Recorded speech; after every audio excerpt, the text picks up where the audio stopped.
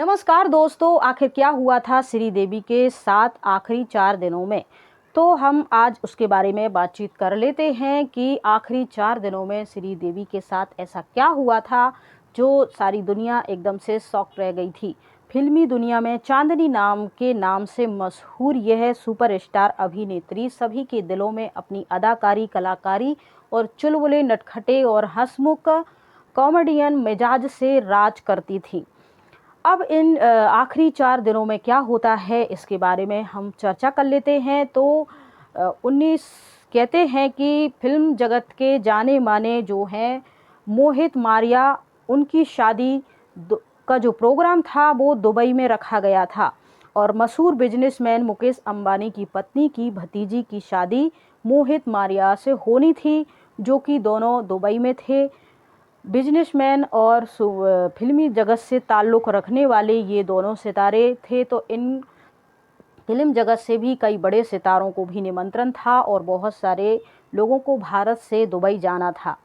इसी बीच 19 फरवरी 2018 को श्रीदेवी, बॉनी कपूर और उनकी छोटी बेटी खुशी, ये तीनों 19 फरवरी 2018 को दुबई पहुंच जाते हैं। इसके बाद श्रीदेवी अपनी कुछ फ़ोटोग्राफ सोशल मीडिया पर पोस्ट करती हैं और लिखती हैं कि हम फाइनली 19 फरवरी को दुबई पहुंच गए हैं।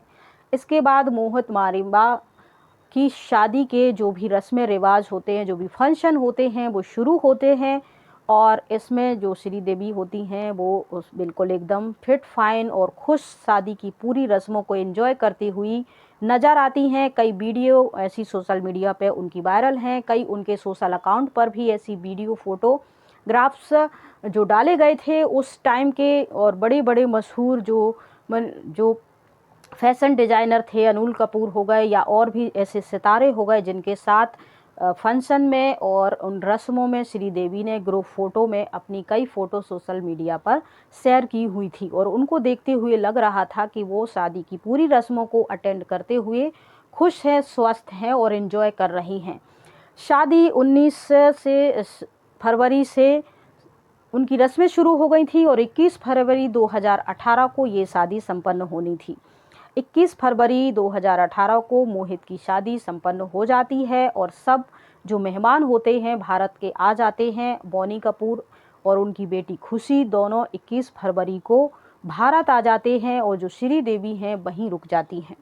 अब बॉनी कपूर श्रीदेवी को अकेला वहां छोड़कर इसलिए आ जाते हैं क्योंकि बॉनी कपूर को उत्तर प्रदेश के लखनऊ में एक इवेंट अटेंड करना था जिनमें उन्हें एज अ चीफ गेस्ट बुलाया गया था।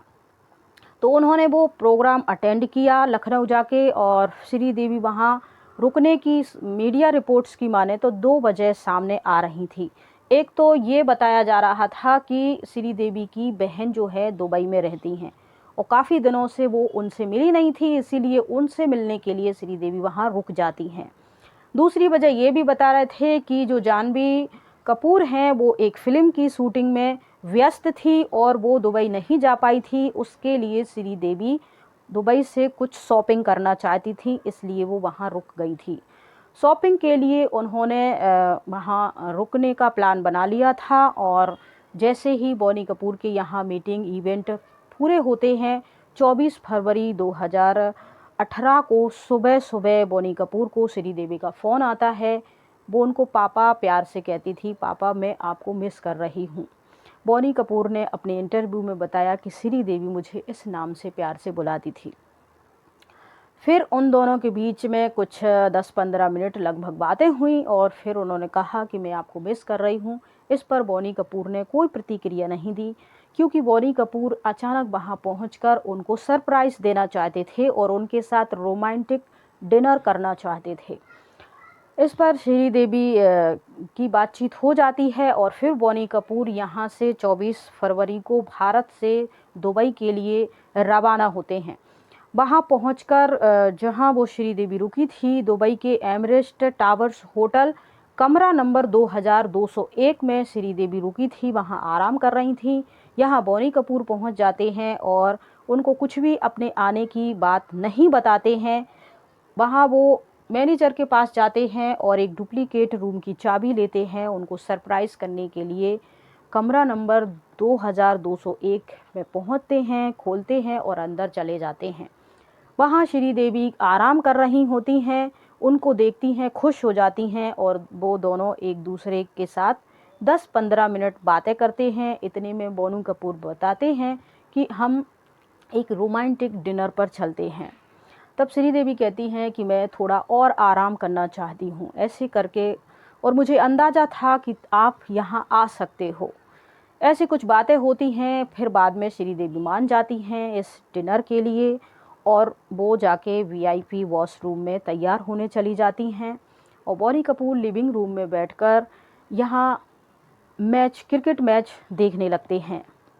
बोनी कपूर को जब ख्याल आता है कि शनिवार है और आज रात में होटल में भीड़ हो सकती है, यानी ज़्यादा लोग आ सकते हैं, तो हमें जल्दी से जाना चाहिए।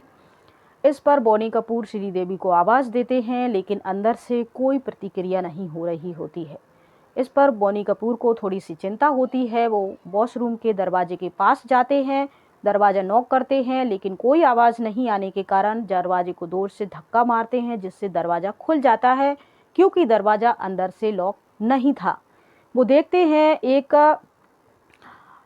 जो होता है वॉश टब, उसमें श्रीदेवी लेटी हुई हैं और पानी भरा है और श्रीदेवी की कुछ भी हलचल नहीं हो रही है। वो जल्दी से उसके पास जाते हैं, उनको बाहर निकालते हैं और ज़मीन पर लिटाते हैं, उनकी नब्ज़ वगैरह टटोलते हैं। उनको कुछ आशंका होती है। वो होटल मैनेजर और इस हेल्प स्टाफ को फ़ोन करते हैं। इसके बाद फिर लोग आते हैं और उनको इमरजेंसी एम्बुलेंस में हॉस्पिटल ले जाया जाता है, जहां डॉक्टर उनको मृत घोषित कर देते हैं। बोनी कपूर ने कई मीडिया रिपोर्ट्स और अपने जो भी उनके इंटरव्यूज़ वगैरह हैं, उनमें यही सारी बातें उन्होंने बताई हैं और उन्होंने अपना दर्द भी बयां करा है कि बहुत सारे लोगों ने मेरे ऊपर उन्हें मारने के आरोप लगाए हैं, लेकिन सच तो यही है कि वो थोड़ी सी अपनी सेहत और डाइट को लेकर काफ़ी ज़्यादा स्ट्रिक्ट थी, काफ़ी ज़्यादा केयर करती थी और उसमें जो भी नमक चीनी वगैरह है वो ना के बराबर लेती थी, जिससे उनके शरीर में थोड़ी सी वीकनेस और ऐसी ब्लड प्रेशर लो जैसी शिकायतें बनी रहती थी।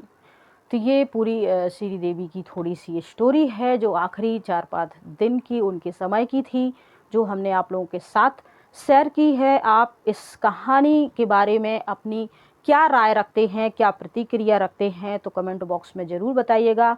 वैसे तो श्रीदेवी का जन्म 13 अगस्त 1963 को हुआ था और फिल्म जगत के इन्होंने 50 साल के कैरियर में बहुत सारी सुपर हिट और कामयाब मूवी बनाई थी।